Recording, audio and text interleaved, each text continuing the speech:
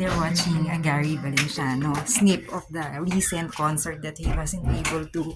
I think, I'm not sure of the story, guys, basta somewhere, something about it. So, what I'm trying to say here, he's suffering from a chronic illness which is called diabetes, and this channel is dedicated especially also to those who are experiencing such circumstance.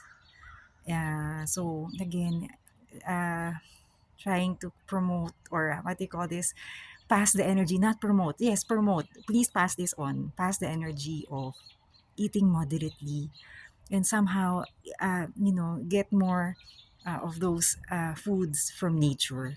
We can create a lot of versions, but natural food is one of the best medicine, you know in a human being's ailment or sickness.